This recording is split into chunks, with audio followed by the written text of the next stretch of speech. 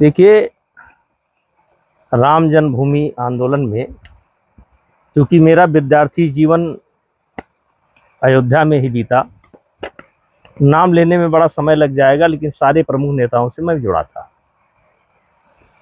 और आपको मालूम होगा कि आडवाणी जी की यात्रा जब हुई थी तो मैंने उनकी गाड़ी चलाने का काम किया था। और एक तरीके से गोंडा से अयोध्या तक मानो दीवार की तरह लोग खड़े थे और स्वागत हुआ था। 89 में मुलायम सिंह 89-90 में जब कार सेवकों पर गोली चली थी तो उसके 2 महीना पहले मुझे अरेस्ट कर लिया गया था। फिर जब ढांचा गिराया गया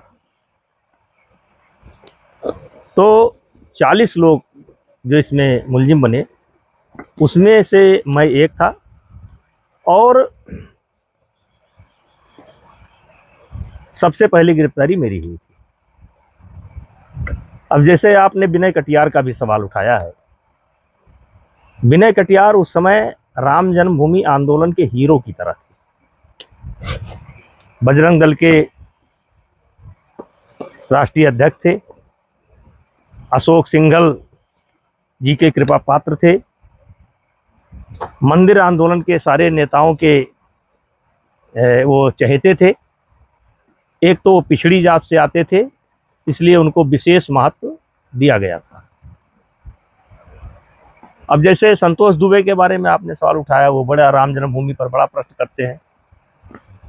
कुछ प्रश्न उनका जायज भी है, लेकिन कुछ कभी कभी वो महक जाते हैं, कोई बात नहीं है।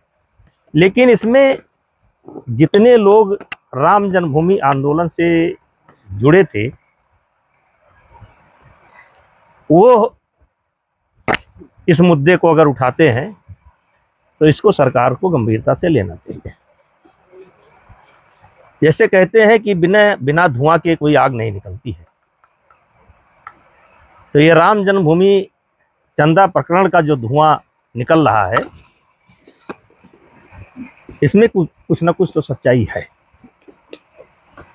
अब सरकार इसको देख रही है, मुझे पूरी उम्मीद है क्योंकि ये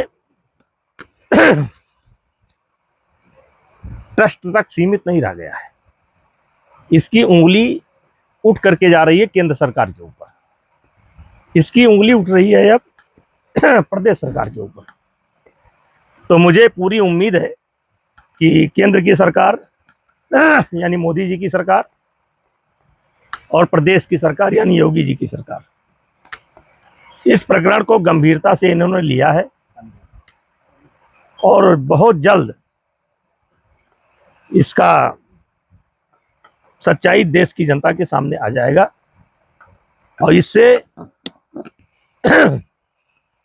बहुत झटका लगा है, लेकिन ये झटका जो है विनय कटियार ने नहीं लगाया है, ये झटका बृजभूषण सिंह ने नहीं लगाया है, ये झटका ट्रस्ट से जुड़े लोगों ने ही लगाया है। जिस तरीके से दस्तावेज पेश किए जा रहे हैं, जिस तरीके से अयोध्या में बहुत कुछ हुआ, मैंने पहले दिन भी बोला था कि कहूँगा तो नुकसान में आ जाऊंगा। कुछ लोगों ने मेरे ऊपर व्यंग भी किया कि देखो पोल खुल गई, डरपोक है। अरे भाई, मेरे बोलने से क्या होगा? अब तो पाला ये सरकार के पाले में है और मुझे पूरी उम्मीद है कि सरकार इस पर को गंभीरता से लेगी और कार्रवाई करेगी। अयोध्या में जो हुआ बहुत अच्छा नहीं हुआ है। आखिर अयोध्या हम क्यों हारे? क्या इस बात की विवेचना होगी कि अयोध्या क्यों हारे? आए कोई मेरे साथ बैठे, मैं बताऊंगा अयोध्या क्यों हारे, ये अगल बगल की सीटें क्यों हारे। इसमें अयोध्या का बहुत बड़ा रोल है। अयोध्या से जहां फायदा होना चाहिए वहां नुकसान हो गया। जाने दीजिए। क्या आपको अभी मिथिलेश नंदनी जी ने एक आवाज उठाई थी, उनके आवाज उठाने के बाद 53 रास्ते खोले गए, 53 बैरियर हटाए गए। इसके पहले 18 बैरियर हटाए गए। जब मोदी जी का कार्यक्रम था, नृपेंद्र मिश्रा जी व्यवस्था के लिए आए थे, उस समय अयोध्या के लोगों ने शिकायत की थी। उस समय 18 ऐसे रास्ते जिन पर दीवार चुनवा दी गई थी। आखिर ये क्या हो रहा था अयोध्या में? ये अयोध्या को कैद करके क्यों रखा गया? चाहे हमारा देवीपाटन मंडल हो, चाहे बस्ती मंडल हो, चाहे गोरखपुर मंडल हो, चाहे आजमगढ़ हो, चाहे बाराबंकी हो, इनको अयोध्या से अलग क्यों कर दिया गया? इसका जवाब कौन देगा?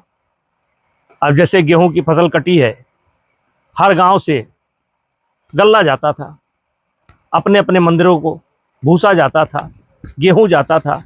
ये 5, 6, 7 साल के अंदर सारी परंपरा बंद हो गई, क्योंकि रास्ता ही बंद था। ये कौन किया? आज अयोध्या के संतों की दूरी गृहस्थों से हो गई, क्योंकि संतों के पास इतना समय नहीं है कि हजारों संतों के दरवाजे पर जाएं। और गृहस्थ गेहूं लेकर जा नहीं सकता था, भूसा लेकर जा नहीं सकता था, घी लेकर जा नहीं सकता था, दही लेकर जा नहीं सकता था। ये कौन किया?